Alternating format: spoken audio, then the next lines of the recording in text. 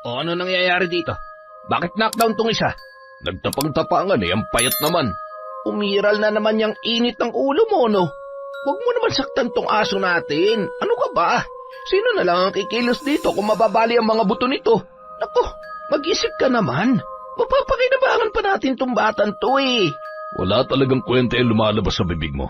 Makalis na nga, baka mapatay ko pa yung hinayupak na yan. Taon 2008.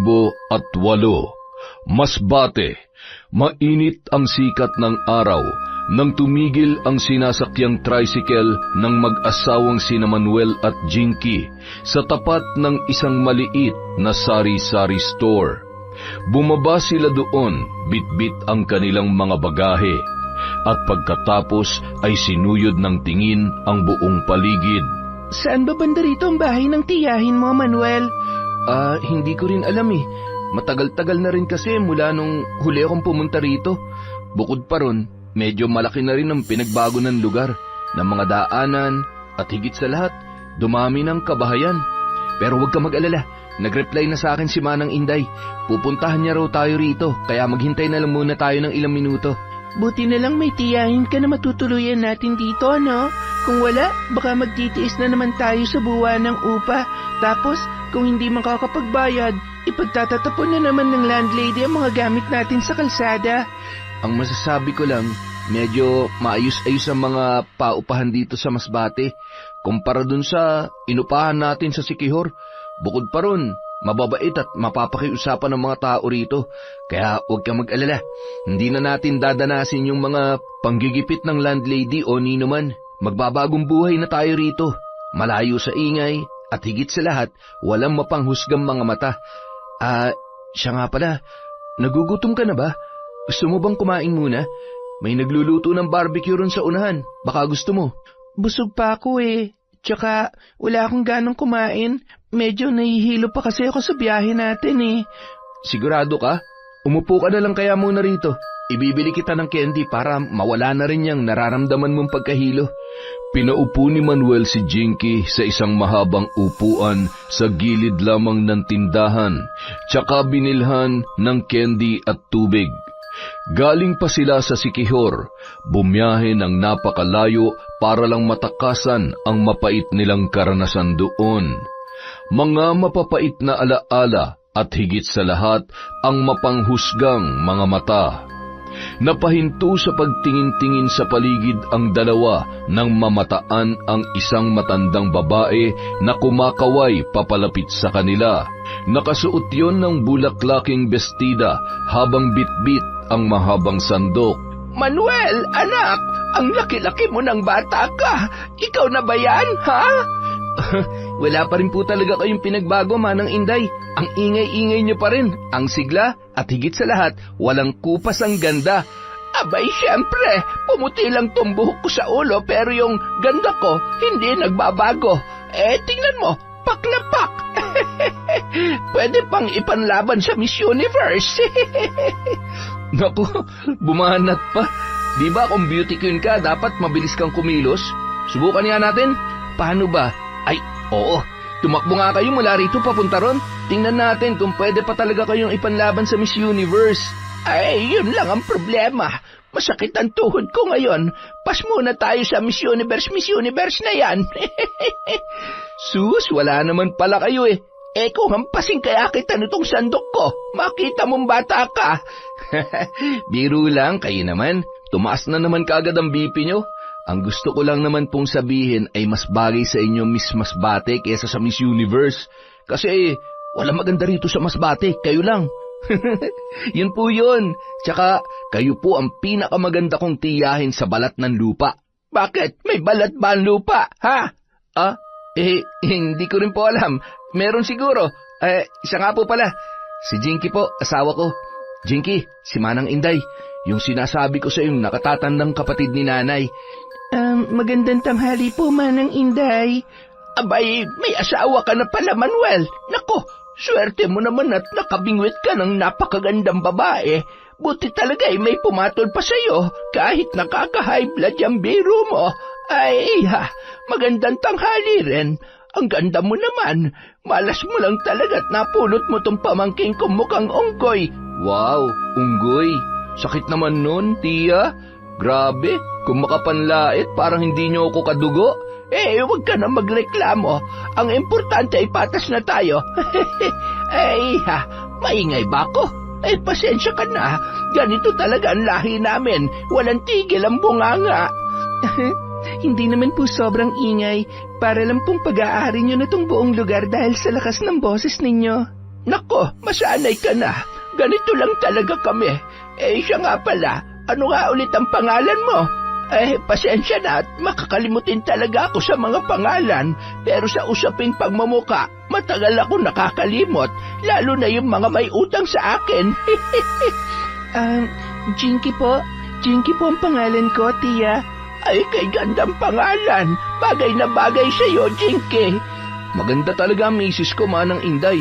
Magaling akong pumili Ay, sus, nambobola ka lang Jinky, huwag kang magpapadala rito, ha?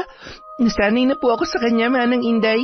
Yan nga po ang rason kung bakit ako na-in love kita mo na? Ngayon niyo po sabihin na malas siya sa akin. Ay, nahilo ko bigla sa inyo. Tara na nga. Nako, baka nasusunog na yung niluluto ko. Akin na yung ibang mga gamit ninyo at ako na magdadala. Nako, wag na po. Kaya na po namin to. Salamat nga po pala sa pagsundo sa amin dito, Manang Inday, kung hindi ko kayo pinuntahan, baka kung saan-saan na kayo nagsususuot ngayon. Matapos sabihin yon ng matanda, nagpatiuna na yung naglakad habang nakasunod naman sina Manuel at Jinky. Nang makarating sa bahay ni Manang Inday, kumain lang sila saglit at pagkatapos ay nagpahinga. Manang Inday, salamat po ulit sa pagpapatuloy niyo sa amin dito, Huwag po kayong mag-alala, maghahanap din po ako agad ng trabaho para makapag-ipon kami at makabukod na rin. Bakit nandito ka pa? Magpahinga ka na muna roon. Tsaka, walang ano man yon. Ang laki-laki kaya ng bahay na ito.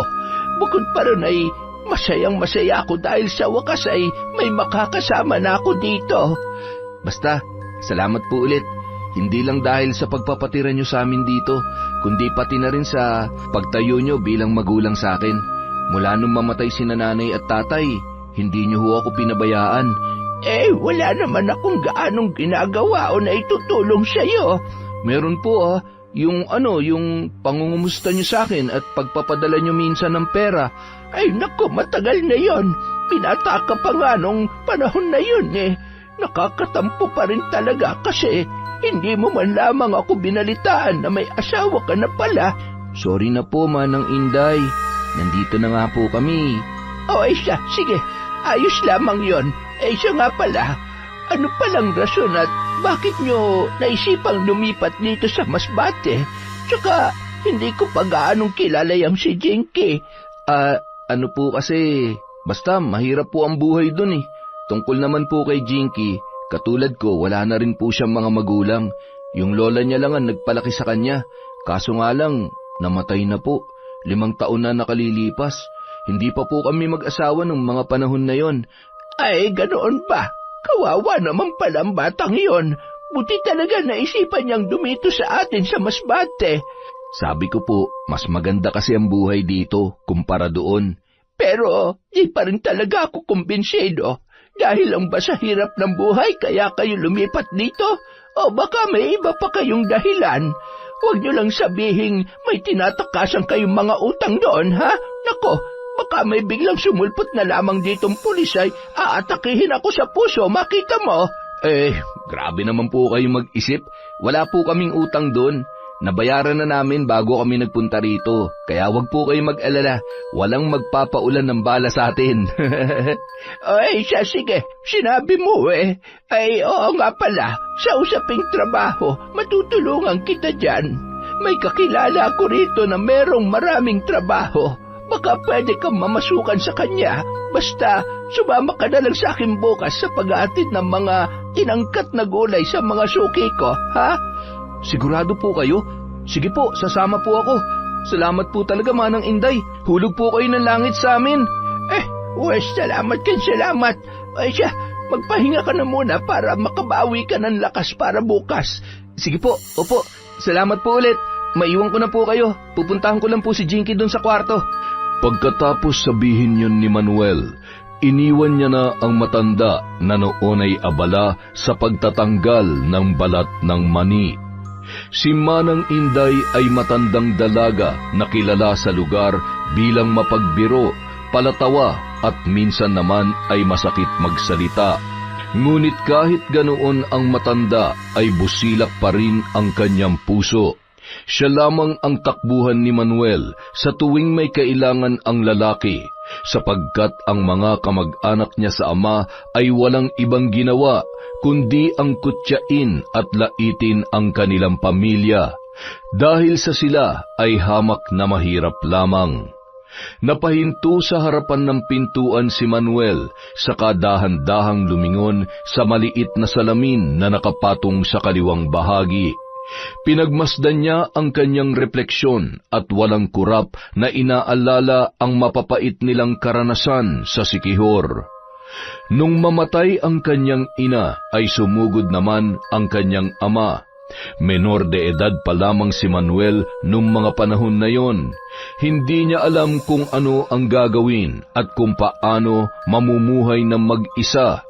Tumira siya ng libre sa puder ng kapatid ng kanyang ama, ngunit sa kasamaang palad, ginawa lamang siyang sunod-sunuran at kaawa-awa ng tiyahin. Kaya sa labis na kalupitan ay lumayas ang binata, nagpakalayo-layo at naghanap ng trabaho. Sa murang edad ay natuto na siyang tumayo sa sarili niyang mga paa.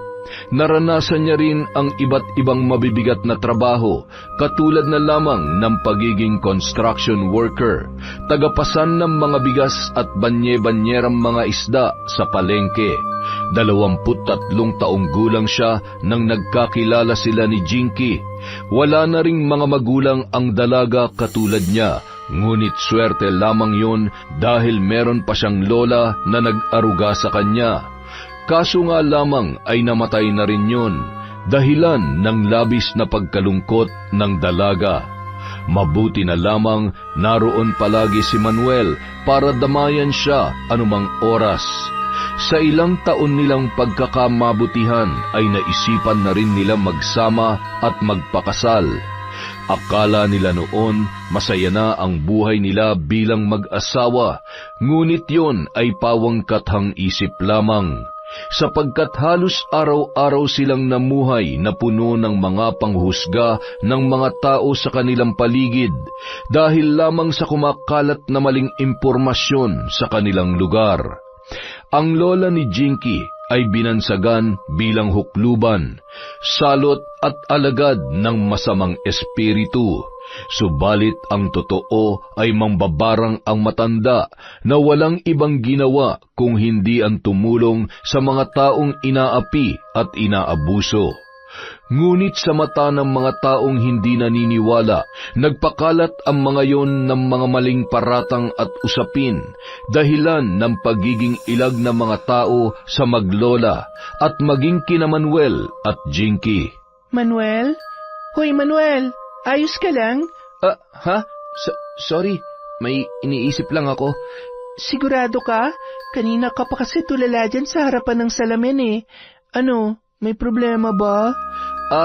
Naalala ko lang kasi yung mga naranasan natin dun sa Siquijor. Ano ka ba? Kalimutan na natin yon.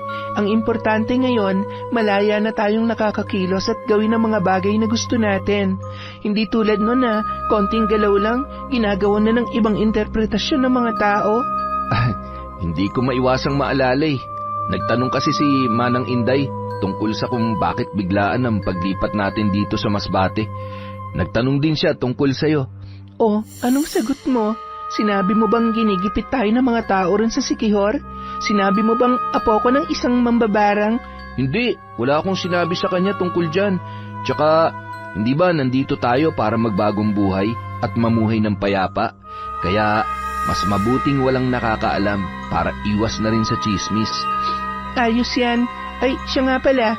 Kailan ka maghahanap ng trabaho? Sabi sa akin ni Manang Inday, sasama raw ako sa kanya bukas dahil may kakilala raw siya na pwede kong pag-applyan ng trabaho. Sama rin ako. Pwede ba? Oo naman. O siya, ano, nagugutom ka na ba? Hindi, busog pa ako. Lumabas lang talaga ako para hanapin ka. Bigla ka na lang kasing nawala eh. Nakaidlip lang ako saglit. Pagmulat ko, wala ka na. Naku, namiss mo ba ako kaagad? Aminin mo. Baliw, nahabnay ka na namang kausap. Grabe, wala pa tayong isang araw rito na hawa ka na kaagad kay Manang Inday. Sakit mo na rin magsalita.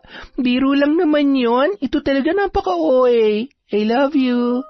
Sus, may paila I love you pa. Pero tinawag naman akong OA. Pakis nga. Yun, tamis ah. I love you too. Basta wag ka ng loko-lokong kausap pa. Tara na sa loob. Magpahinga na muna tayo. Pahinga talaga?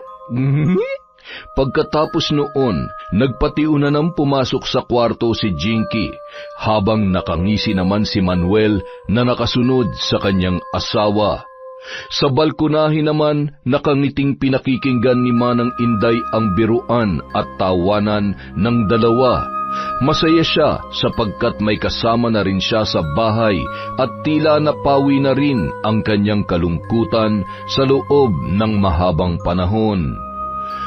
Kinabukasan, pagkatapos mag-almusal ay umalis na rin sina Manuel upang ihatid ang isang sako na naglalaman ng mga gulay na inangkat ng isa sa mga suki ni Manang Inday. Nang maihatid na nila yon, saka naman sila nagpunta sa kakilala ng matanda. Tao po! Tao po! Sherisko! Nandyan po ba kayo? Paulit-ulit na banggit ni Manang Inday, sabay pindot ng doorbell, habang sina Manuel at Jinky naman ay kamut-ulong naghihintay lamang sa isang gilid. Kanina pa po tayo. Baka wala pong tao, Manang. Balik na lang tayo bukas o di kaya ako na lang ang pupunta rito. Tutal, kabisado ko naman na po yung daan. Hindi. Maghintay lang muna tayo ng ilang minuto. Baka nandyan lamang siya sa loob. Hindi lang tayo naririnig. Nag-aalala lang naman po kasi ako sa inyo. Tingnan niyo po ang init-init tapos wala pa kayong tigil sa kakasigaw dyan. Baka kung mapano kayo, Manang Inday. Sus, sanay na ako sa init kaya tumahimik ka dyan. Magsasalita pa sana si Manuel, ngunit naagaw ang kanilang atensyon sa papalapit na sasakyan. Paulit-ulit yung bumubusina. Ilang minuto lang ay lumabas na sa kotseng yon ang isang matanda na nakasuot ng pormal na kasuotan habang nakangiti na lumapit sa kanila. Inday, anong ginagawa niyo rito? At saka, sino itong kasama mo? Pamangkin ko po, si Manuel at asawa niya si Jinky.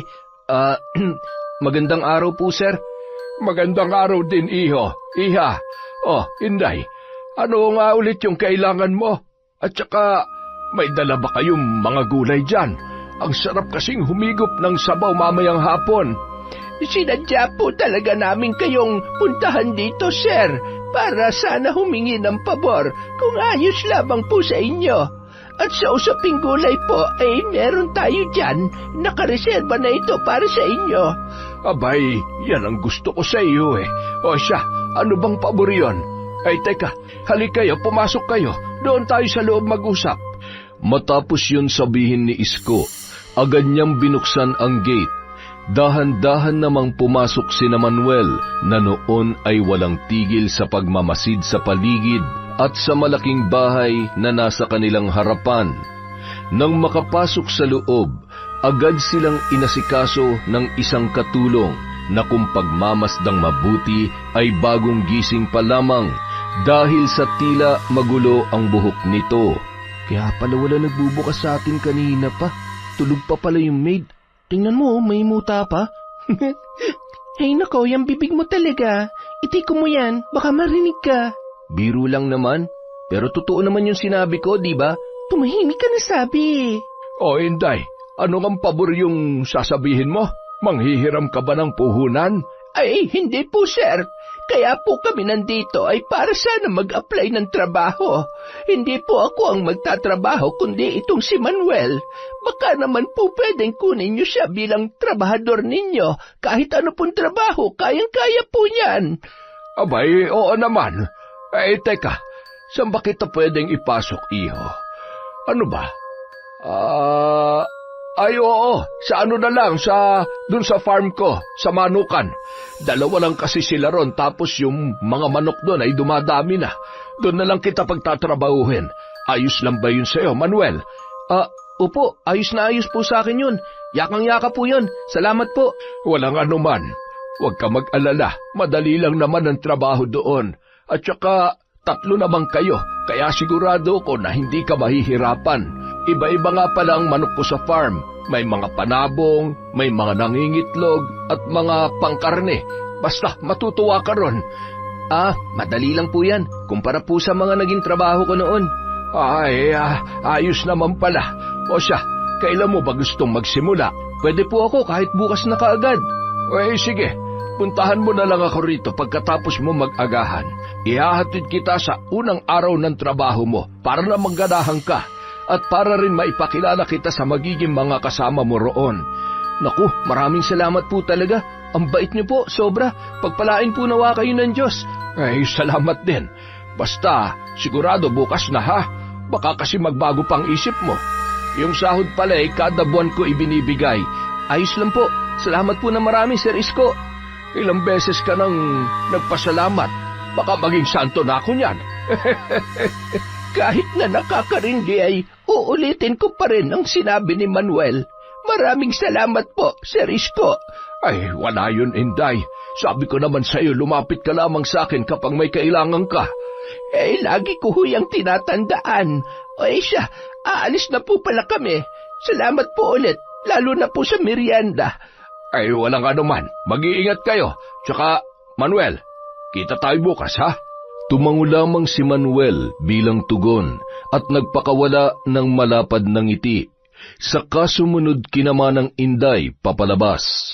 Kinabukasan, maagang gumising at nag-agahan ang lalaki. Pagkatapos ay nagmamadaling pumunta kina Isko. Bit-bit ang isang maliit na bag na naglalaman ng mga gamit na inihanda pa ni Jinky para sa kanya. Nang makarating sa mansyon ng magiging amo ay namataan niya kaagad ang matanda sa may balkonahe habang sinisipat ang kanyang kinatatayuan. Oh Manuel, akala ko hindi ka na darating. Ano, kumain ka na ba? Ha? Magandang umaga po, sir. Opo, tapos na po akong kumain. Tsaka, pasensya na nga po pala kung medyo natagalan ako. Naglakad lang kasi ako papunta rito sa inyo para po makatipid. Sayang kasi yung gagastusin ko pang pamasahe. Ay nako, ang kuripot mo naman bata ka. Pero ayos din yan. Siya nga pala, yan lang bang dadalhin mo mga gamit? Karamihan sa mga tao ko ay nagdadala ng maraming pamalit. Kasi Lunes ng umaga nandun ka na tapos uuwi ka Sabado ng umaga para mabantayin yung mga manok natin doon. Alam mo naman sa panahon ngayon, dumadami na ang mga magnanakaw. Pero wag ka mag-alala. May kubo naman ako doon kung saan kayo pwede matulog at magpahinga. Ayos lang po yun. Tsaka sinadya ko po talagang kontian lang ang dala ko para hindi naman gaanong mabigat. Bukod pa ron, marunong naman po ako maglaba. Abay, mabuti yan. O siya, sige na.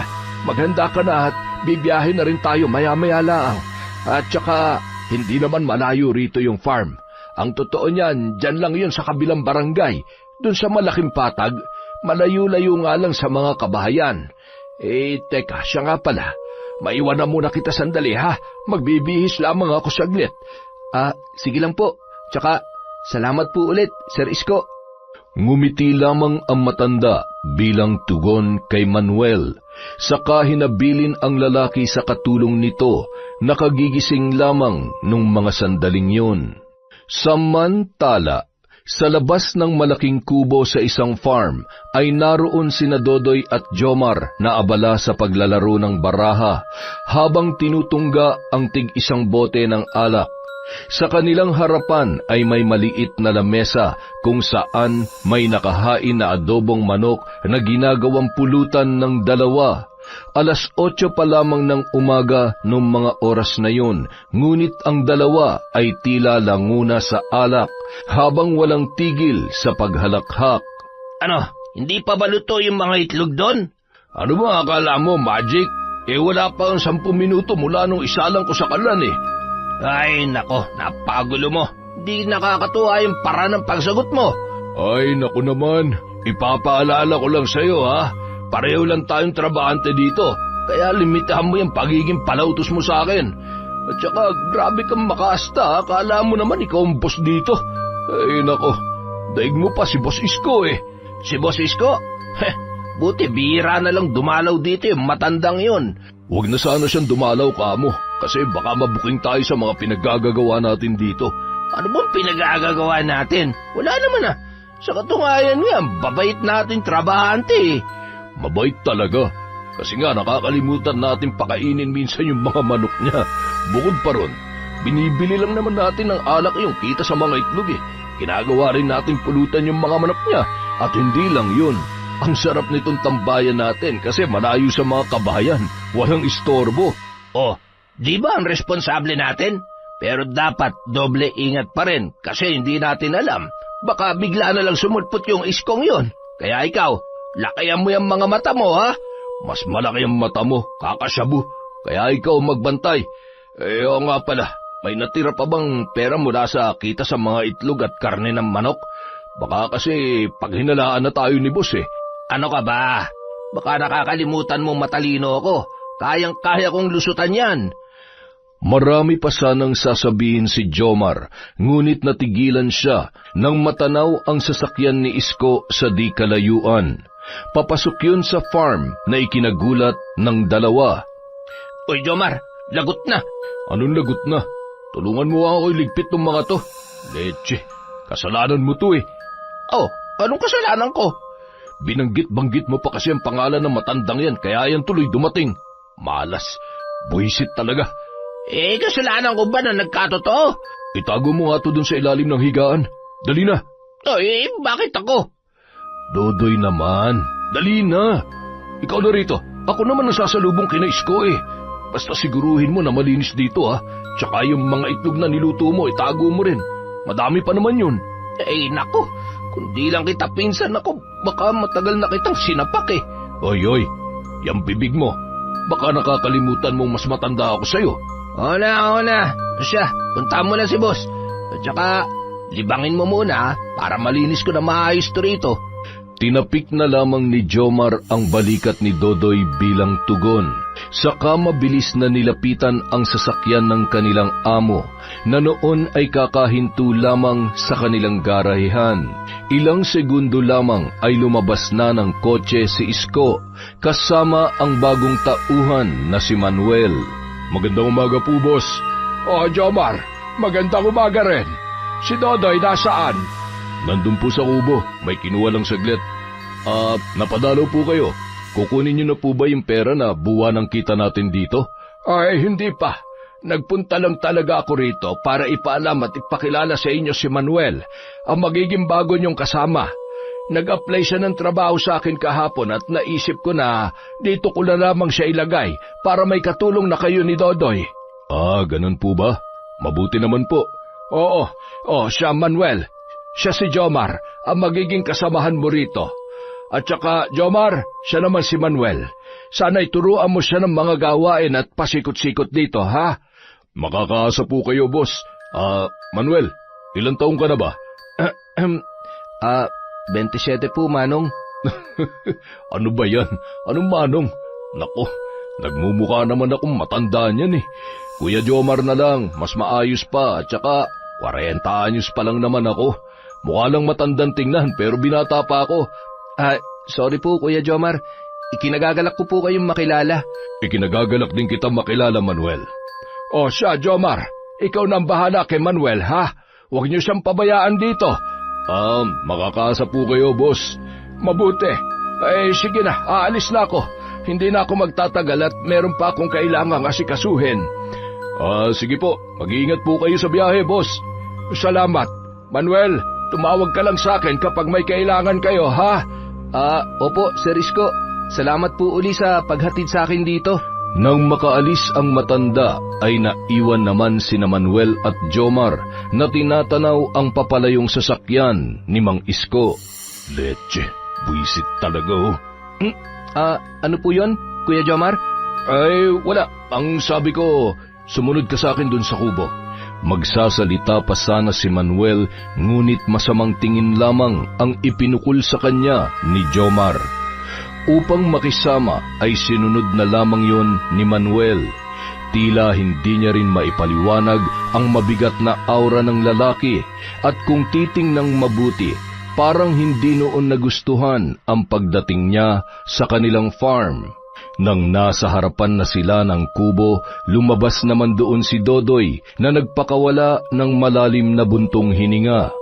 Kasabay noon ang paulit-ulit na pagkamot sa sariling batok. Oh, nasa na si boss? Tsaka, sino naman to? Bagong kasama raw natin dito. Kayo na lang ang mag-usap, inaantok ako eh. Oh, saan ka pupunta? Matutulog, malamang inaantok nga eh. Kahit kailan talaga, Jomar, wala kang kwentang kausap.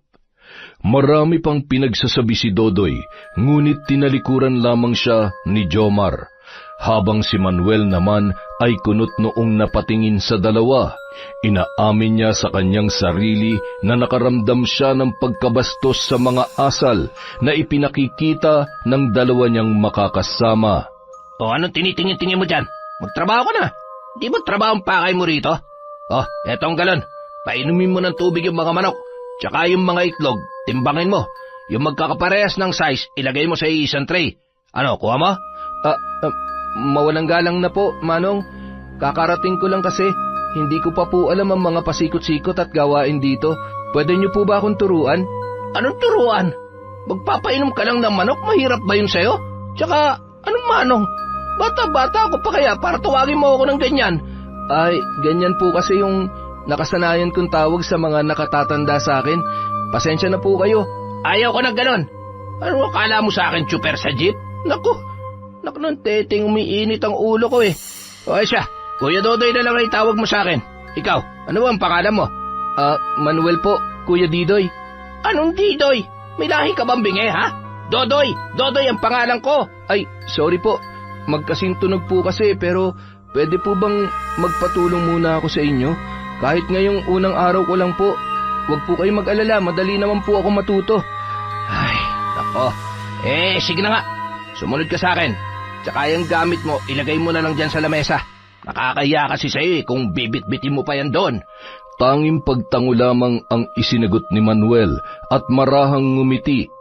Nang mailapag niya na sa lamesa ang bag, ay saka naman siya patakbong sumunod kay Dodoy na noon ay mabilis na naglakad, papunta sa kulungan ng mga manok. Tinuruan siya ng lalaki sa lahat ng kanyang gagawin, mula sa pagpapainom, pagpapakain, pagturok ng mga gamot, at maging sa pagsasaayos ng sukat ng mga itlog. O ano? May tanong ka pa ba? Kung may tanong ka pa, tanong mo na. Basta wag lang yung paulit-ulit, ha? Wala na po akong tanong, Kuya Dodoy. Salamat po pala. Walang kwenta yung salamat na yan. Ang gawin mo na lang, dahil bago ka, ikaw ang bahala rito sa buong linggo. Ikaw ang kikilos. Basta, lahat-lahat, para madali mo matutunan. Ako po lahat ang gagawa ng mga itinuro ninyo?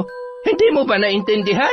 Ay, pasensya na po, pero ano po kasi, ang dami pong mga manok na pansabong, tapos itong mga itlog pa. O ano, aangal ka ba? Kung ayaw mo magtrabaho, umuwi ka na lang sa inyo. Total, hindi ka naman namin kailangan dito ni Jomar. Ay, wala po, ayos lang po sa akin. Pasensya na po talaga, Kuya Dodoy. Sige na. Ayos na tayo. Basta sundin mo na lang yung mga inutos ko, ha, para wala tayong problema. Opo. Matapos sabihin yun ni Manuel, sinimulan niya ng pakainin ang nasa 50 pirasong mga pansabong na manok, maging ang mga inahin at pangkarne na nasa lagpas 500 ang dami. Pagkatapos noon, pinainom niya pa yon ng tubig. Binilang niya rin ang napakaraming itlog at inilagay lahat sa tray. Akala ko magiging madali ang trabaho ko rito, pero mas madali pa pala nung nasa construction ako. Kasi doon may katulong ako.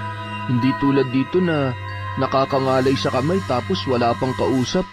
Unang araw pa lang pero nakakapagod ng sobra. Kaya ko ba to? Makakatagal kaya ako rito? Buti sana kung maganda yung trato ng mga kasamahan ko. Kaso unang araw pa lang, parang inaabuso na ako. Bulong na lamang ng lalaki sa sarili, saka tiningnan ang dalawang kasamahan na noon ay kumakain na ng pananghalian, habang siya naman nagtsatsaga sa pagbibilang ng mga itlog. Huminto muna siya sa ginagawa at nilapitan sina Jomar. "Oh, tapos ka na ba ron?" Hindi pa po, Kuya Jomar. Babalikan ko na lang po yun mamaya. Kakain lang po ako saglit. Ay nako, naubos na namin yung kanin. Magluto ka na lang ng para sa'yo at saka kumuha ka na lang dun ng itlog para ulam mo. Oh, anong tinitingin-tingin mo dyan? Gusto mo bang ako pa magluto para sa'yo, ha? Hindi po. Ako na po. Kayang-kaya ko po yun. Gano'n naman pala eh. Di kumilos ka na. Bawal ang kukupad-kupad dito, Manuel. Siya nga pala. Pagkatapos mong kumain, lagyan mo ulit ng tubig yung painuman ng mga manok. Tapos siguruhin mo ring tama ang pinaglalagyan mo ng mga itlog, ha? Opo, Kuya Jomar. O siya, sige. Umalis ka na sa harapan ko.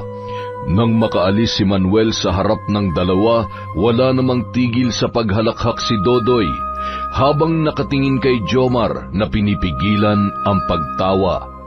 Silang dalawa ay magpinsan na parehong iniwanan ng mga asawa dahil sa kanilang pagiging mabisyo. Nakita lang sila ni Isko sa kalsada noon na nagiinuman. Mabait ang matanda, kaya tinulungan niya sina Jomar at Dodoy para makapagtrabaho sa kanya ng makapagbagong buhay at makapagsimula ring muli. Kaya dahil sa pagiging mabuti ni Isko ay magwawalong buwan na ang dalawa sa farm. Ngunit sa kabila ng kabutihang yon ay ang bisyo pa rin nila ang nangingibabaw. Ayos din pala kasama ang batang yun, no? Tingnan mo, parang tuta. Sunod-sunuran lang sa atin. Kanina medyo uminit ang ulo ko nung malamang may bago tayong kasama rito eh.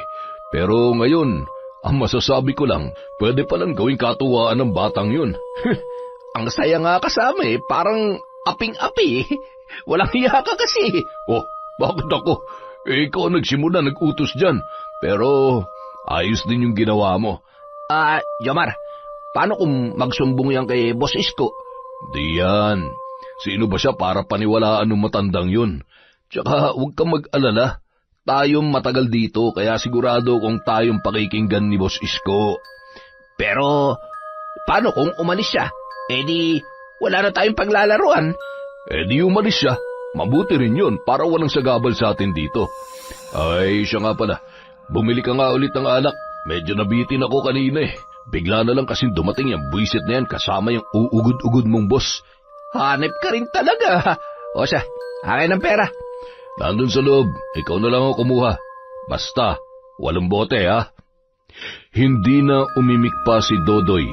Bagkus ay iniwan na lamang si Jomar na nakangising tiningnan ang kalalabas lamang na si Miguel. Hoy, saan ka pupunta? Kukuha lang po ako ng itlog na pang-ulam. Bakit po, Kuya Jomar? May kailangan po ba kayo? Kumuha ka ng 3 manok doon, tapos magpainit ka ng tubig. Ihawin mo, pangpulutan namin mamaya. Alam po ba yan ni Sir Isko? Abay, hindi mo ba ako susundin, ha? Tsaka bakit kailangan pa malaman ni Isko? Ako nandito. Ako ang pinagkakatiwalaan niya, kaya sumunod ka na lang, bago pa uminit ang ulo ko sa'yo. Hindi na lamang umimik pa si Manuel. Bagkus ay sinunod niya na lamang si Jomar. Pagkatapos niyang mananghalian ay sinimulan niya ng ihawin ang mga manok. Nang maluto yon ay saka naman niya yon binigay kina Dodoy at Jomar na noon ay walang tigil sa kakatawa habang naglalaro ng baraha. Sa mga lumipas na araw, ganun lamang ang gawain at pakikitungo ng dalawa kay Manuel. Inintindi na lamang yon ng lalaki dahil ayaw niyang magreklamo sapagkat malaking utang na loob para sa kanya ang pagpasok sa kanya ni Isko sa trabaho, maging kay Manang Inday na tumulong sa kanya. Ayos ka lang ba? Oo, ayos lang ako. Medyo masakit lang ang bintit balikat ko. Huwag ka nilang kaya munang pumunta sa farm ngayon. Magpahinga ka na muna rito. Hindi, kaya ko naman. Tsaka kailangan kong pumunta ron. Sayang naman, 2 linggo na lang matatanggap ko na yung unang sahod ko. Pwede naman sigurong mag-absent, Manuel. Sabihin na lang natin kay Sir Isko na hindi maganda ang pakiramdam mo. Jinky naman, Hindi ba sabi ko sa'yo, ayos lang ako? Nag-aalala lang naman ako sa'yo eh. Ayos lang ako. Sige na, alis na ako. I love you. Pagkatapos sabihin yun ni Manuel, nagmamadali na siyang sumakay ng tricycle papunta sa farm. Pagkarating niya roon, bumungad naman kaagad si Jomar na masamang-masama ang tingin sa kanya. Hoy, bakit ang tagal mo? Ano akala mo, boss ka rito? Pasensya na po Kuya Jomar. Pasensya, buwisit. O siya, pakainin mo na yung mga manok. Marami na ring itlog na kailangan kunin at ilagay sa tray, kaya bilisan mo ng kilos dyan. Hindi na lamang umimik pa si Manuel, bagkus ay sinunod niya na lamang ang lalaki. Ilang minuto ang lumipas ay dumating na si Dodoy, bitbit ang isang maliit na pakete. Inabot yon ng lalaki kay Jomar, saka tahimik na pumasok sa kubo. Kitang-kita yun ni Manuel kung kaya't dahan-dahan siyang sumilip sa likurang bahagi ng kubo kung saan may maliit na butas. Kitang-kita niya ng sandaling yon ang pinaggagawa ng dalawa, ang maraming foil sa sahig at ang mga maliliit na pakete ng ipinagbabawal na gamot. Dulot ng mga nasaksihan, mabilis siyang naglakad palayo roon at pilit na lamang itinuon ang atensyon sa kanyang ginagawa. Isang araw, inip na ako rito Ano bang pwedeng gawin? Psst! Hoy! Halika nga rito! Ano po yun, Kuya Jomar? Ipaganda mo nga ako ng tubig, maliligo ako. Tsaka, pagkatapos, ibili mo ako ng soft drinks. Bagong sahod ka, di ba? Kaya ilibre mo naman kami. Yun po ang problema. Naubos na kasi yung pera ko, pinambayad po sa kuryente. Jesus, nagpapalusot ka pa dyan. Dali na, imposible namang maubos yun sa kuryente lang. Huwag ka na maramot, hindi ko pa namang gusto yung ganyang ugali ng tao. Wala na nga po sabi. Aba, hoy, matapang ka na ba ngayon, ha? Kung upakan kaya kita dyan. Sige, upakan mo. Hindi ako natatakot sa'yo. Aba, malakas na ang loob mo, ha? Matapos sabihin yun ni Jomar, mabilis niyang pinagsusuntok si Manuel, dahilan ng pagbagsak noon sa lupa. Nang mga sandaling yun, kalalabas lamang ni Dodoy sa kubo, bagong gising at nagulat pa yon nang makita sina Manuel at Jomar. Oh, ano nangyayari dito? Bakit lockdown tong isa? Nagtapang-tapangan Ang payat-payat naman. Umiral na naman yung init ng ulo mo Huwag mo na masaktan tong aso natin. Ano ka ba? Sino na lang ang kikilos dito? Kumabali ang mga buto niyan, ha? Nako, mag-isip-isip ka naman. Mapapakinabangan pa natin tong batang to Wala talagang kwenta yung mga lumalabas sa bibig mo, no? Makalis na nga, baka mapatay ko pa yung hinayupak na yan. Siya, magpakalayo-layo ka na muna at magpakalma. Nang makaalis si Jomar, kunot noon namang sinuri ni Dodoy ang kalagayan ni Manuel. Hoy, gising ka ba? Hindi ka naman hinimatay, no? Kasi kita naman na mulat pa yung mga mata mo. Baka nahilo ka lang talaga sa lakas ng kabao ni Jomar. Ginalit mo pa kasi. Alam mo namang kasing tikas ng katawan nun si Manny Pacquiao. O ano, ayos ka lang ba, ha? Tumayo ka na dyan. Dahan-dahang tumayo ang lalaki at saka paika-ikang naglakad papalayo. Binangga niya pa si Dodoy na noon ay nakangising nakaharang sa kanyang daraanan. Naisin man niyang huminto na lang sa pagtatrabaho ay hindi niya naman magawa sapagkat malaki ang utang na loob niya kay Isko at unti-unti na rin siyang pinagkakatiwalaan noon. Hindi rin niya kayang magreklamo dahil sa ayaw niya ng gulo. Alam ni Manuel na sa oras na magsumbong siya sa matanda ay maaari pa yung ikalala ng sitwasyon at ang mas matindi pa, baka lalo siyang pagmalupitan ni na Jomar at Dodoy. Sa mga lumipas na araw, ganoon pa rin ang mga pangyayari sa loob ng farm. Sunod-sunuran pa rin siya sa magpinsan.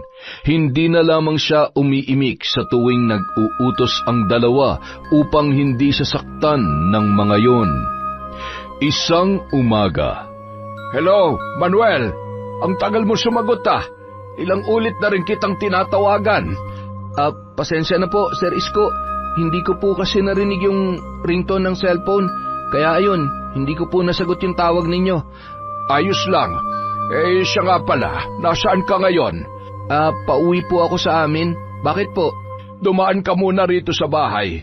May pag-uusapan tayo. Opo, sige po. Ibababa ko na muna po itong tawag. Kita na lang po tayo dyan. Matapos sabihin yun ni Manuel, pinatay niya na ang tawag at ibinalik ang atensyon sa kalsada. Ilang minuto lang ay huminto na ang sinasakyan niyang tricycle sa harapan ng gate ni Namang Isko. Nakaabang na rin doon ang matanda na malapad ang pagkakangiti nang siya ay makita. Sir Isko, sorry po kung natagalan ako. Ano po yung pag-uusapan natin? Doon na tayo mag-usap sa loob. Kumain ka na ba? Hindi pa nga po eh. Nagkape lang po ako sa farm kasi balak kong sa amin na lang kumain pagka-uwi. Maraming ulam dyan. Ipagbabalot kita mamaya. Dalhin mo sa inyo. Tatanggapin ko po yan. Salamat po ng marami, Sir Isko. Walang anuman. O siya, sumunod ka na sa akin. May ipapakita ko sa iyo. Magtatanong pa sana si Manuel, ngunit tinalikuran na siya ng matanda at pagkatapos ay nagpunta sa likod bahay kung saan may ilang sasakyan na nakaparada. Marunong ka bang mag-drive, Manuel? Hindi po ako marunong magmaneho ng kotse, sir. Pero motor po, marunong ako.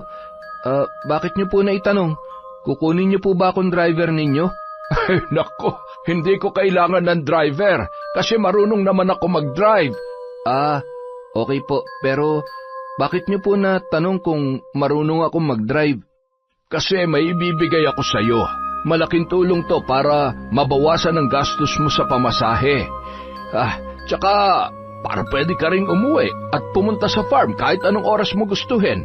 Pero laging tatandaan na trabaho muna at tuwing Sabado lamang ang uwi kapag day off mo. Motor? Ibibigay niyo ho sa akin yan? Sigurado po ba kayo? Siguradong sigurado. Ayaw mo ba? Libre po ba yan? O kakaltasin niyo po sa sahod ko? Libre ito para sa iyo. Kaya tanggapin mo na. Sa ayaw at sa gusto mo. Naku, nakakahiya naman po. Tsaka, bakit po ako ang bibigyan niyo niyan? Bakit hindi sina Kuya Jomar at Kuya Dodoy? Matagal na po sila sa farm at sila yung mga nauna niyong trabahante doon. Bibigyan ko rin sila, pero hindi pa sa ngayon. At saka, bawal bang bigyan kita nito? Tanggapin mo na. Sa katunayan nga ay para na rin kitang pamangkin, Manuel. Dahil si Inday, tinuturing ko rin yung sarili kong kapatid. Naku, nakakahiya po, sir, pero salamat ho ng marami. Tatanggapin ko po ito kahit nakakahiya man. Ay nako, huwag ka na mahiya sa akin. O siya, gamitin mo na yan pauwi sa inyo. Basta sigurado ka na kaya mong imaneho yan, ha? Huwag po kayong mag-alala, marunong po ako nito. Mabuti naman. Sige na, umuwi ka na para makapagpahinga ka na rin. Bukas babalik ka na naman sa farm. Basta, ingatan mo tong motor. Tumawag ka na lang sa akin pag merong problema. Opo, maraming salamat po talaga, Sir Isko. Pagpalain po kayo nawa ng Diyos. Walang anuman. Mag-iingat ka pa uwi. Tanging pagtango na lamang ang sinagot ni Manuel bilang tugon sa sinabi ng matanda. Masaya niyang pinaandar ang motor ng mga sandaling yun at walang kupas naman ang kanyang pagngiti hanggang sa siya ay makauwi. Kaninong motor yan? Sa akin. Maganda ba? Huwag ka nga magbiro ng ganyan. Kanino nga yan? Akin nga.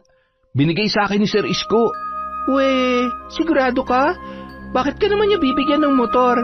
Para magamit ko. Papasok tsaka pauwi dito. Tsaka para makatipid daw ako sa pamasahe. Bukod pa ron, malakas si Manang Inday kay Sir Isko. Kaya eto, maganda ba ang bago kong motor? Maganda yung motor pero yung may-ari, hindi. Grabe ka naman sa akin. Hindi mo ba ako na-miss, ha? Hindi, pasensya na. Tsaka, sino ka ba naman para ma-miss ko? Sino ko? Siyempre, ang pinakagwapo mong asawa. Ang kapal mo talaga. Sus, kau naman, di na lang sumakay. Siya nga pala, si Manang Inday nasaan? Tsaka may dala pala akong mga ulam dito. Bigay sa atin ni Sir Isko. Maagang umalis si Manang Inday Ang sabi niya, maniningil daw siya ng utang. Ganun ba? O siya, mauna na lang tayong kumain. Sige, akin na yan. ihanda ko lang dun sa lamesa. Ikaw naman, maligo ka tsaka magbihis ka. Ang baho mo? Grabe naman talaga. Bago pumasok sa loob ng bahay, tiningnan niya pa ng mabuti ang bagong motor na ibinigay sa kanya ng kanyang amo. Pagkatapos ay sinundan na sa loob ang kanyang asawang si Jinky.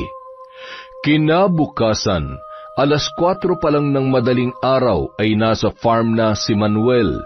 Pinarada niya ang motor malapit sa may kubo sa ilalim ng malaking puno ng mangga at tinakpan yon ng tarpaulin para hindi mainitan kung sakaling sumikat ng matindi ang araw. Ganadong-ganadong magtrabaho si Manuel nung umagang yon.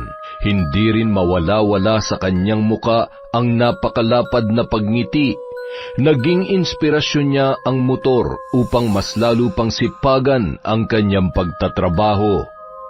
Samantala, Uy, Dodoy, maglaga ka nga ron ng itlog. Damihan mo, ha? Inak ng teteng naman talaga kagising ko lang nag-uutos ka na kaagad. Sa malamang, sino bang uutusan ko? Wala rito yung tuta natin. Hintayin na lang natin, dadating din yon. Anong hintayin? Gutom na ako. Dali na, magluto ka na ron. Ikaw na magluto, ikaw na gugutom Aba, huy, Dodoy, baka nakakalimutan mong... Mas matanda ka sa akin? Naku, tigil-tigilan mo na nga ako, Jomar. Kabisado ko na yung mga linyaan mong yan Teka, kaninong motor yan? Motor? Nasaan? Ayun Aba, oo nga Tara, tingnan natin. nagpatiunang naglakad si Jomar papalapit sa kinaroroonan ng motor. Sumunod naman sa kanya ang kanyang pinsan na si Dodoy. Ang ganda nito bagong-bago. Kanino kaya to? Kay Seris ko siguro. Pero nasaan siya? Tsaka ang aga pa para pumunta siya rito. Baka nandyan lang yung matandang yun. Nagtitingin-tingin ng mga manok. Tingnan mo nga.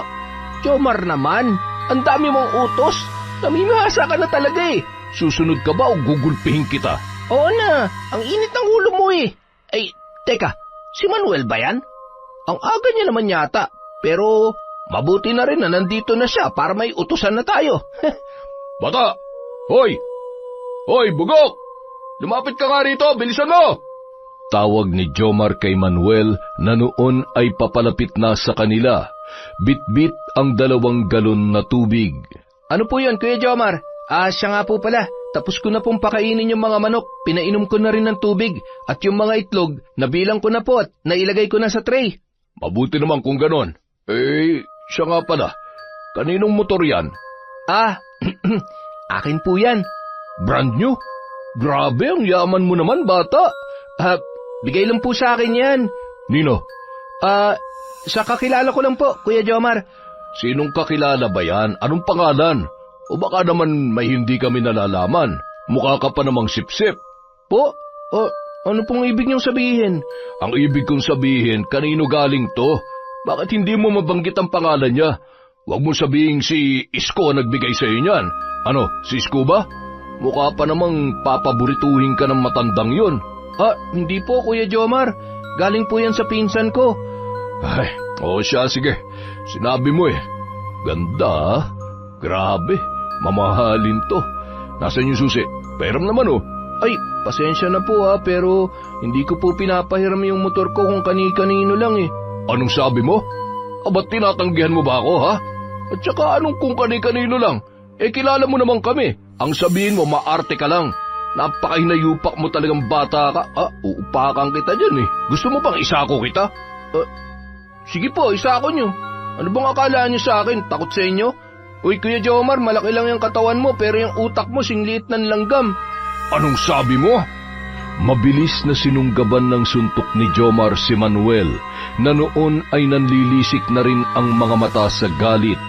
Nagpagulong-gulong ang 2 sa lupa habang walang tigil sa pagsusuntukan. Hoy! Kayong 2, tumigil nga kayo dyan! Jomar, kaya aga-aga pinatulan mo na naman yung bata! Sino bang hindi papatol? Sinabihan pa naman ako maliit ang utak. Sabihin mo nga, Dodoy, paano ako kakalma ng ganon, ha? Ay, naku naman, Tigilan mo na yan, Jomar. Hoy, bata, pairam muna nito, ha?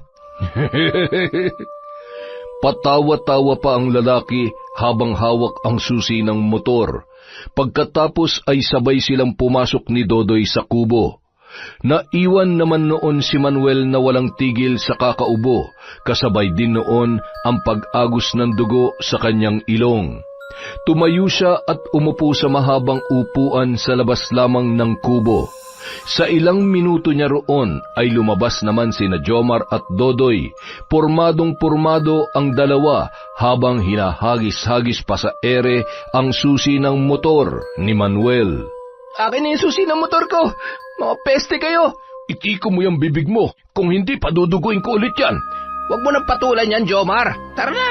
Hoy bata, tumabi ka nga. Pahiro muna nito motor mo, ibabalik din naman namin mamaya eh. Hindi, akin na yung sabi. Ang ingay mo. Tatabi ka ba o gusto mo itali kita patiwarik dyan sa puno? Tabi! Pagkatapos sabihin niyon ni Jomar ay mabilis niyang itinulak si Manuel, dahilan ng pagkatumba ng lalaki. Umalis na rin ang dalawa pagkatapos noon, dala-dala ang motor ng kanilang katrabaho.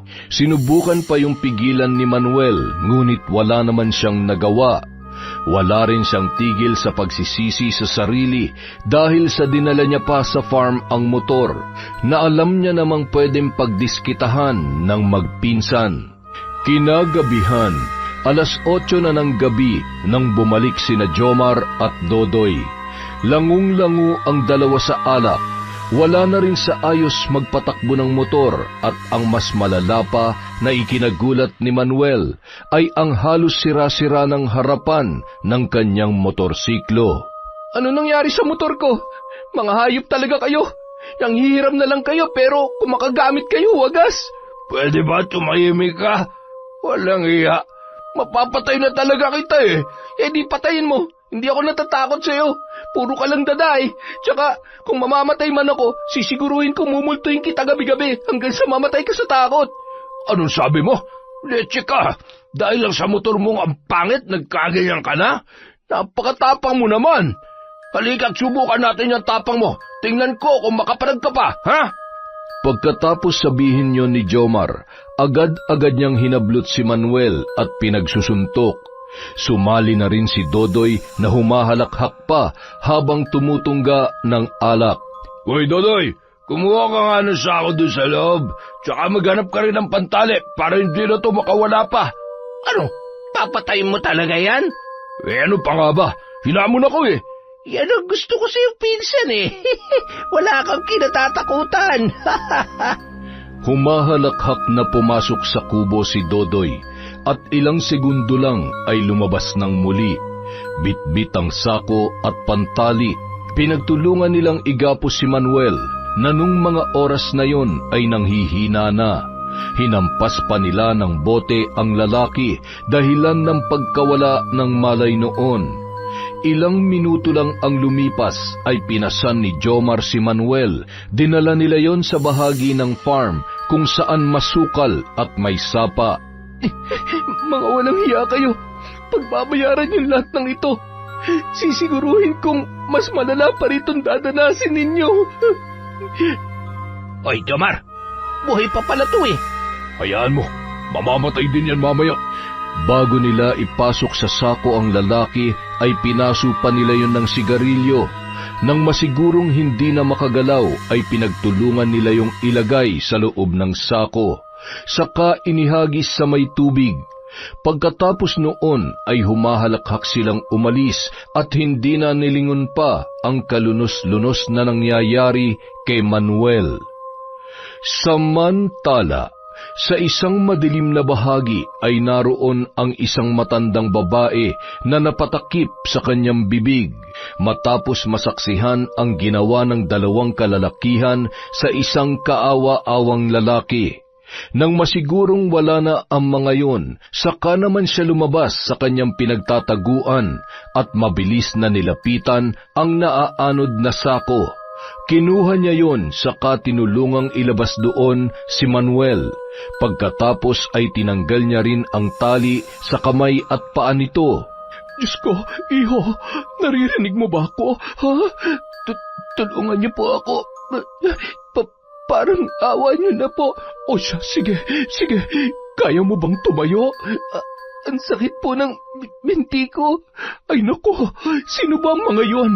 Bakit nila ginawa to sa'yo? Tsaka, anong pangalan mo? Taga saan ka? Manuel po ang pangalan ko, taga kabilang barangay. Pwede niyo po ba akong tulungan? Ang sakit po ng katawan ko. Inakay ng babae patayo si Manuel, saka yung dinala sa kanyang kubo sa di kalayuan. Ginamot, pinagpahinga at binihisan niya ang kaawa-awang lalaki. Kinabukasan, hapon na nang siya ay magising. Hindi niya maigalaw ng maayos ang katawan sapagkat marami yung sugat. Marami ring halamang gamot ang nakapatong doon at ang mas ikinabahala niya ay ang tila pananakit ng kaliwang mata. Hindi niya maibuka yun, dulot ng pagkakabugbog mula sa boteng inihampas sa kanya ni na Jomar at Dodoy. Oh, gising ka na pala. Mabuti naman. Ay nako, pinakaba mo ko kagabi, iho. Kayo po bang nagligtas sa akin? Oo, sa katunayan ay nandun ako kagabi dahil nangunguha ko ng mga kahoy na panggatong para ibenta ko. Tapos bigla ko na lamang narinig ang tawanan ng dalawang lalaki sa di kalayuan. Bihira lamang ang napapadpad doon. Kaya sa kuryosidad, sinundan ko kayo kagabi. Kaya ayun, nakita ko kung ano ang nangyari. Maraming salamat po. Kung hindi dahil sa inyo, baka bangkay na ako ngayon. Na nagpapalutang-lutang na lamang dun sa ilog. Walang anuman, iho. Maaari ko po bang malaman ang pangalan ninyo? Nora. Nora ang pangalan ko. Salamat po ulit, Ate Nora. Utong ko po sa inyong buhay ko. Wala yun, Manuel. O siya, kumain ka na. Pagpasensyahan mo na't malunggay lang ang ulam natin, ha? Hindi ko kasi kayang bumili ng karne. Ayos lang po ito. Maraming salamat po talaga. Aabutin na sana ni Manuel ang maliit na mangkok, pero pinigilan siya ni Nora. Sinubuan siya ng babae at pagkatapos ay pinagpahinga. Gustuhin niya mang umuwi, ngunit hindi niya magawa dahil nahihirapan siyang tumayo at hindi siya makapaglakad ng maayos. Makalipas ang ilang araw, nasa kubo lamang siya ni Nora hanggang sa makabawi na siya ng lakas. Nais niya mang tawagan ang tiyahin at asawa ay hindi niya magawa dahil naiwan sa farm ang kanyang cellphone. Bukod pa ron, wala ring cellphone si Nora na maipapahiram sa kanya. Sabado na po kasi bukas, kailangan ko na pong umuwi. Baka po mag-alala yung asawa ko at saka yung tiyahin ko. Sige, bukas ihahatid kita sa inyo. Sigurado ka bang kaya mo na? Yang kaliwang mata mo, kailangan mo yung ipa-check up. Pakiramdam ko po, bulag na yata itong kaliwang mata ko. Pero wag po kayo mag-alala.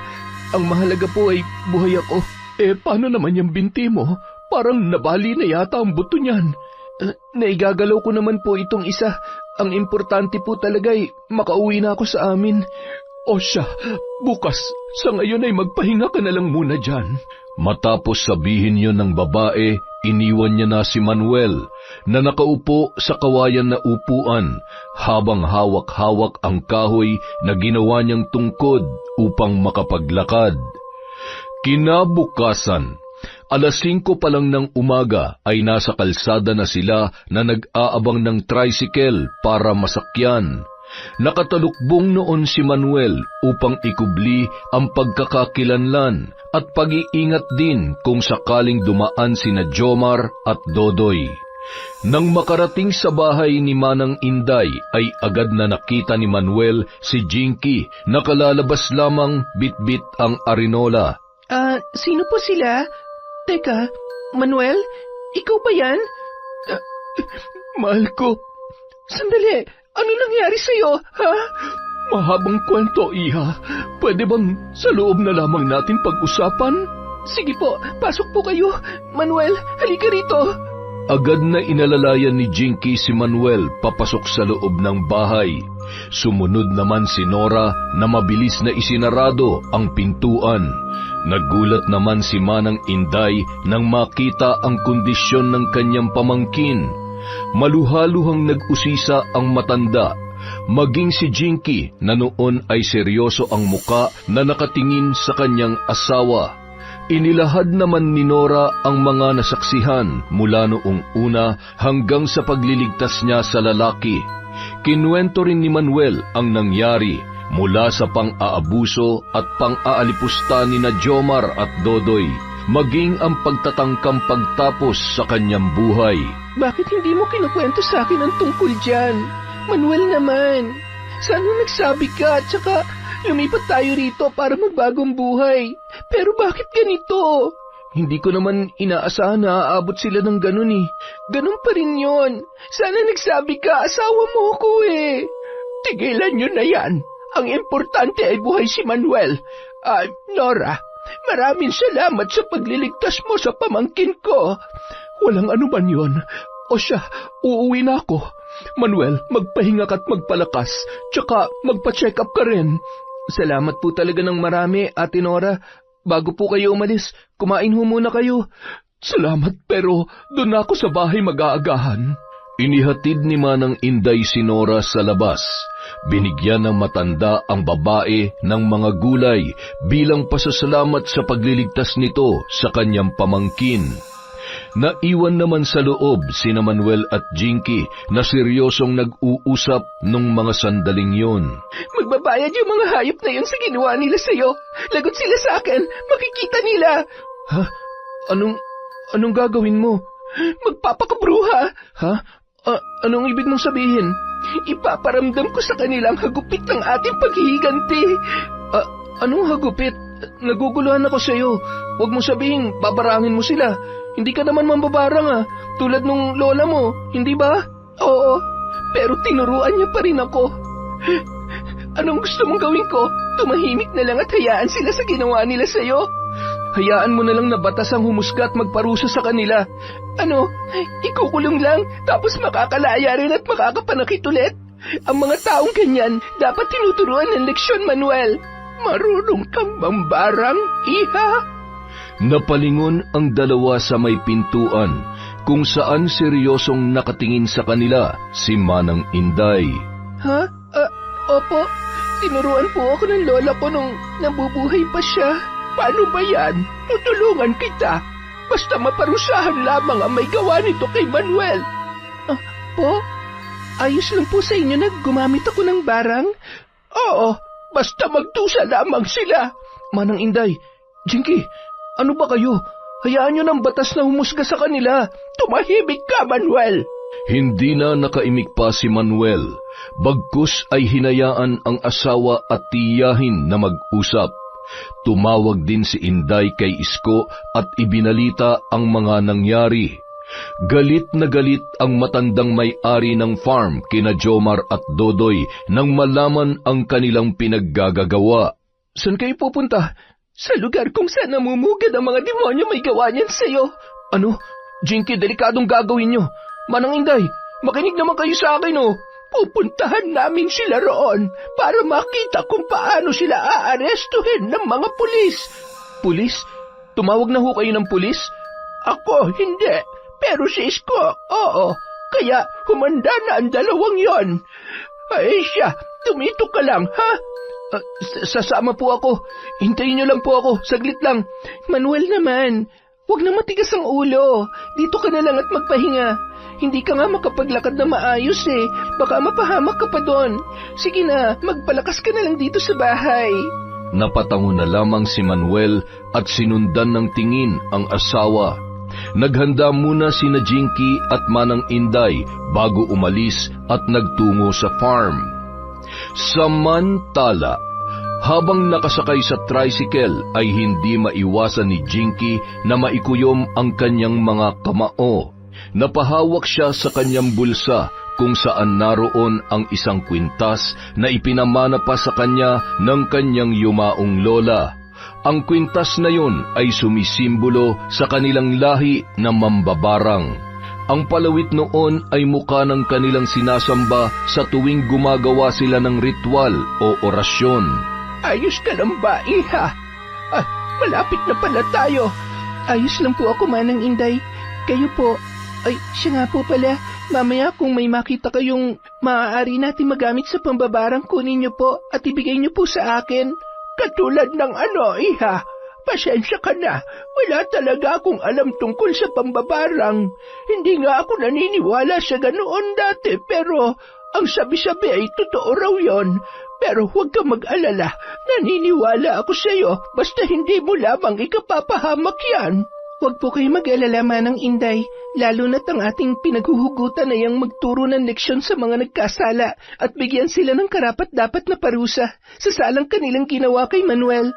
Mapanganib po ang pambabarang kung sama-sama kayong gagamitin laban sa mabuting tao dahil maaaring malupit ang balik nun sa akin. Mabuti naman kung ganon. Basta kung may maitutulong ako, sabihan mo lamang ako kaagad. Tanging pagtangulang ang isinagot ni Jinky bilang tugon sa matanda. Nang makarating na sila sa farm ay agad nilang inikot ang paningin at hinanap ang dalawang katrabaho ni Manuel na sina Jomar at Dodoy. Agad naman nilang namataan ang dalawang lalaki sa harap ng kubo, kung saan masayang nag-iinuman habang naglalaro na naman ng baraha. Galit na lumapit si Jinky at kasabay noon ay ang pagsipa niya sa lamesa, dahilan ng pagkatumba noon at pagkahulog ng mga bote ng alak. Hoy, baliw ka bang babae ka? Sino ka ba para mag-amok dito, ha? Buisit ka. Wala kang respeto. Ano bang kailangan mo? Tsaka paano ka nakapasok dito? Kumalma ka lang muna, Jomar. Ako nang kakausap dyan. Miss, ano bang kailangan ninyo? Pwede ba mag-usap tayo ng mahinahon? Ang ganda mo pa naman, sayang. Napahinto sa pagsasalita si Dodoy dahil sa malakas na sampal ni Jinky na mas lalong ikinagulat ng dalawang lalaki. Aba, hoy, bakit mo ako sinampal? Wisit ka! Pinakiusapan na nga kita ng maayos tapos sasampalin mo lang ako. Maliw ka ba? Gusto mong makatikim nitong kabaw ko? Mga hayop kayo! Anong ginawa niyo kay Manuel, ha? Wala kaming ginagawa kay Manuel. Tsaka, yung lalaking yun, hindi na namin yun nakikita dito. Mag-iisang linggo na. Hindi ba, Jomar? Oo, totoo yun. Akala nga namin ay ayaw niya na magtrabaho dito eh. Mga sinungaling kayo. Aamin kayo o hindi? Nababaliw ka na ba talaga? Ano bang pinuputok ng butsi mo, ha? At saka, anong sinungaling? Pwede ba umalis na kayo? Dodoy, palisin mo na yung mga yan dito. Magsasalita na sana si Dodoy, ngunit nagulat sila nang may dumating na mga pulis sa farm. Kasama noon si Isko na seryoso lamang ang muka. Anong ginagawa dito ni Sir Isko? At saka, bakit may kasama siya mga pulis? Magmamaang-maangan pa talaga kayo, ha? Siya, huwag na kayong tumakas at nang hindi na magkagulo pa. Ano? Tumahimik ka nga, matanda ka. Wala kaming kasalanan. Buisit. Dodoy, takbo! Pagkatapos sabihin yon ni Jomar, kumaripas na siya ng takbo. Kasunod naman si Dodoy na tila nahihilo pa dahil sa kalasingan. Agad naman silang hinabol ng mga pulis. Mabuti na lamang ay naabutan sila at napusasan kaagad. Boss Isko, wala kaming kasalanan. Tumahimik ka, Jomar. Alam ko na ang mga kabulastugan na ginagawa niyo rito at pati na rin ang pagtangkang pagpatay kay Manuel. Ano? Wala kaming ginagawa kay Manuel. Maniwala kayo, boss. Gusto kong malaman mo na buhay si Manuel at alam na namin ang lahat-lahat. Buisit. Wala kaming kasalanan, sabi. Nagsisinungaling lang ang Manuel na yan. Siya pa talagang pinaniniwalaan nyo. Kami nga itong matagal na nag-aalaga nitong farm nyo. Marami pang pinagsasasabi si Jomar, ngunit nagulat silang lahat nang biglang bumula ang bibig ng lalaki. Kasabay noon ang pagsirit ng dugo sa kanyang ilong. Ganoon din ang nangyari kay Dodoy na ikinagulat ng mga kapulisan. Si Jinky naman, masama lamang ang pagkakatitig kina Jomar at Dodoy. Hawak-hawak niya nung mga sandaling yon ang kwintas na ginagamit niya sa pambabarang at ang isang bote na naglalaman ng pinong sanga ng balete, kamagong at tugas.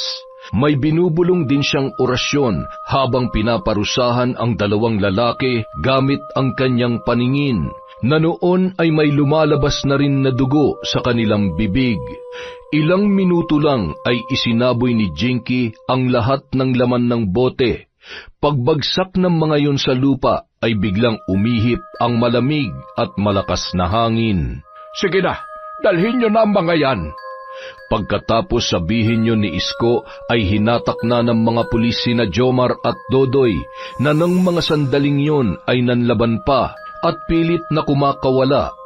Dahil sa pinaggagawa nila ay naiwan ng dalawa ang kanilang mga tsinelas na kinuha ni Manang Inday at inilagay agad sa bag. Si Jinky naman, kinuha ang 2 damit na nakapatong sa magkabilang upuan na sa tingin niya ay pagmamay-ari ng 2 lalaki. Itinago niya rin yon at isinilid sa plastik na kanyang daladala. Hinuli na sila. Ligtas na kayo. Ganoon din si Manuel. Marami pong salamat, Sir Isko. Walang anuman yon, Inday. At saka, hindi lang naman tungkol to kay Manuel, kundi pati na rin sa kasakiman ni na Jomar at Dodoy sa pangangalaga nila rito sa farm. Tama po kayo dyan, Sir Isko. Ay, siya nga po pala. Pwede po ba ako ulit humingi ng pabor sa inyo? Ay, sige lang. Ano ba yon? Medyo nahihirapan po kasi si Manuel sa paglalakad. Yung kaliwa naman niyang mata ay hindi na naibubuka. Tapos yung katawan niya puno ng mga paso ng sigarilyo at mga pasa. Pwede po bang dalhin niyo siya sa ospital? Ay, mabutit sinabi mo kaagad yan. O siya, sige, tara na. Sumakay na kayo sa kotse para mas madali tayong makarating sa inyo. Nang makarating sila sa bahay, nadatnan nila si Manuel na nakaupo sa mahabang upuan sa labas. Nakayukuyon na tila iniinda ang pananakit sa tagiliran at maging ang mga braso na nagdudugo pa. Nagmamadali nilang dinala yon sa pinakamalapit na ospital at ipinagamot. Jinky, iha, ayos ka lang ba? Halika rito. Ayos lang po ako, Manang Inday. Nakakalungkot lang po talagang isipin na muntikan na mawala sa atin si Manuel. Maging ako man ay nag-aalala, pero ang importante ngayon, siya ay ligtas na. Siya nga pala, ako na magbabantay sa kanya rito. Umuwi ka muna sa bahay. Hindi ba't parurusa mo pa yung 2 hayop na yon na siyang may gawa nito sa asawa mo? Hindi na po ako makapaghintay na magdusa sila, Manang Inday. Ikaw ba ang may gawa ng pagsusuka nila kanina ng dugo? Opo, ako po. Pero patikim pa lamang yon. Dahil mamayang gabi, sisiguruhin kong mas matindi pa ron ang dadanasin nila. Pagkatapos nilang mag-usap, umalis na agad si Jinky. Nagmamadali siyang umuwi at inihanda ang mga gamit sa pambabarang, maging ang kahon na naglalaman ng mga gamit na ipinamana sa kanya ng kanyang lola. Binuksan niya yon at inilatag sa sahig upang sa ganon ay maihanda na niya sa gagawing ritual.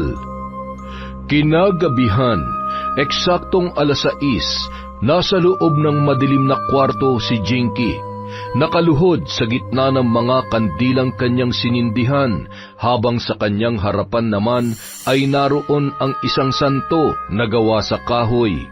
Nagsimula sa kanyang pag-oorasyon ang babae. Tumigil lamang siya pagsapit ng eksaktong 12:00 ng gabi, kung saan mas klaro ang liwanag ng dilaw na buwan. Nang maupos ang mga kandila ay naging madilim sa buong silid.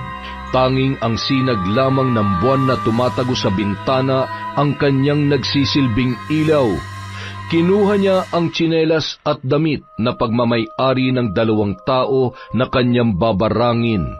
Inilagay niya yon sa loob ng palanggana kung saan maraming halamang herbal at mga kahoy na katulad ng balete. Binuhusan din niya yon ng 2 bote ng langis na halos 3 dekada na ang tagal ng pagkakaburo. Walang tigil sa pagsasambit ng sagradong orasyon ang babae, habang sinasaboy ang mga dinikdik na pukyutan, garapata at putakti, maging ang kuko ng mga manok ay kanyang inihalo doon. Pagsapit ng 3:00 ng madaling araw, sinindihan ni Jinky ang laman ng palanggana. Nagdulot yon ng mahinang pagliyab. Unti-unti ring tinupok ng apoy ang damit at tsinelas na naroon na ikinangisi lamang ng babae. Nilagay niya rin ang papel na may pangalan ni na Jomar at Dodoy, kasabay ng pagsambit ng mga salita na tanging siya lamang ang nakakaunawa. Samantala, sa kulungan, walang tigil sa pagmumura si Jomar habang sinusuntok ang pader. Insan naman eh. Ano ka ba? Umupo ka nga rito. Kagabi ka pa ganyan, nakakahilo na. Tumahimik ka dyan kung ayaw mong suntukin kita. Leche talagang buhay to. Buisit. Hindi naman natin alam na may sapusa palang buhay ng Manuel na yun. Sana tinalian na lang natin yun ng lubid sa liig, tsaka pinalambitin sa puno ng mangga. Ang sakit ng lalamunan ko. Jomar! Hindi ako makahiga. Ha? Ang init ng katawan ko at saka ng binti ko. Parang may kuryente. Ang sakit. Jomar, tulungan mo ako. Agad na nilapitan ni Jomar si Dodoy na nung mga sandaling yon ay may lumalabas ng dugo sa kanyang bibig, kasabay ang tila pagsusugat ng kanyang balat na kalaunan ay may nagsilabasang nana na may halong maliliit na garapata. Nagulat na lang sila nang bigla na lang mabali ang binti ng lalaki. Ah! Dodoy, hoy, ano pa nangyayari sa'yo? Mabilis na tumayo si Jomar at tinawag ang mga pulis para sabihin ang nangyayari. Ipinaalam ang kalagayan ng kanyang pinsan na nung mga sandaling yon ay bigla na lamang bumulwak ang itim na likido mula sa kanyang bibig. Ilang sandali pa, binawian na ng buhay ang lalaki na ikinagulat ng lahat ng naroroon. Teka, saan niyo siya dadalhin? Sasama ako, pinsan ko yan. Hoy, palabasin niyo ako rito. Kahit anong pagpupumilit ni Jomar, hindi siya pinagbigyan ng mga pulis. Bagkus ay itinulak lamang siya ng mga yon pabalik sa kulungan. Makalipas ang 3 oras, mula nang ilabas ang bangkay ni Dodoy ay bigla namang nakaramdam ng panghihilo si Jomar. Unti-unti rin siyang nakaranas ng pananakit ng balat, dulot ng tila hindi maipaliwanag na pagkalmot ng kung anong hayop sa kanyang katawan. Nakaramdam din siya ng tila pamamaga ng kanyang paa. Nagkaroon yon ng bukol na pumutok din at kalaunan ay may lumabas na kulay itim na malapot na likido. May kahalo yung mga putakti. Nakahiga lamang siya sa sahig at nagmamakaawa sa mga kasamahan sa kulungan na siya ay tulungan. Ngunit nagbingi-bingihan lamang ang mga yon at nagbulag-bulagan sa kanilang nasasaksihan. Aray, ang kate, ano to, pakiyutan? Hoy, tulungan niyo ako, mga buwisit kayo! Humalakhak lamang ang mga nakakakita sa kanya, sapagkat wala namang kung anong hayop o insekto doon na katulad ng kanyang binabanggit. Sa mga lumipas na oras, parang lantang gulay na si Jomar, nakahiga sa sahig habang naliligo sa sarili niyang pawis at nana. Nilalangaw na rin siya ng mga sandaling yon, mabuti na lamang ay na-rescue siya at nadala sa ospital.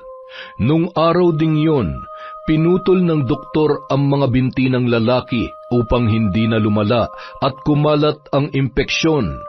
Ang ikinakasama ng loob ni Jomar ay ang unti-unting panlalabo ng kanyang paningin at sa lumipas na mga araw, tuluyan na siyang nabulag.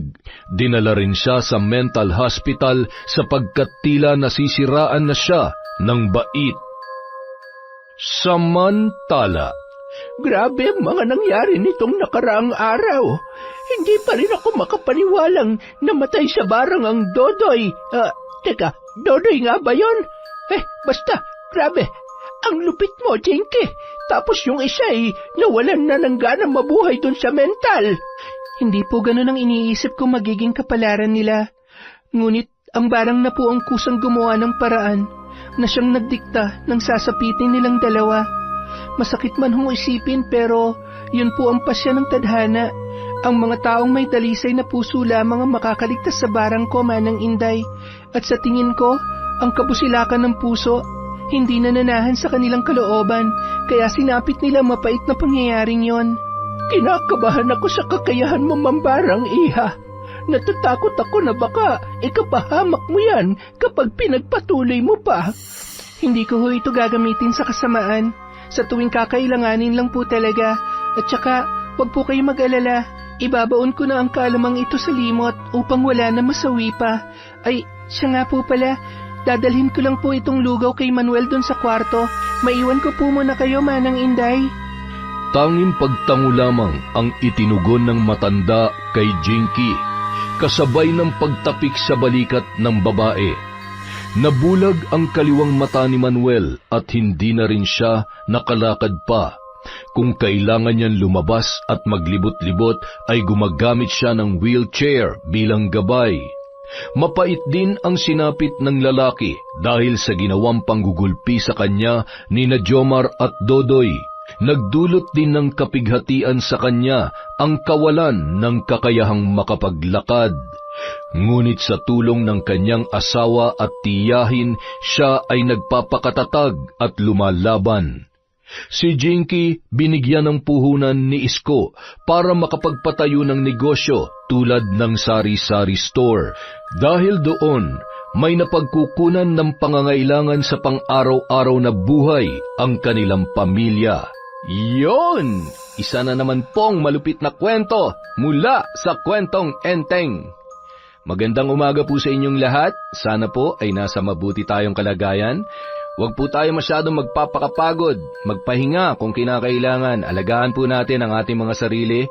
At dahil dyan, meron tayong shoutout. Wala nang masabi si Enteng.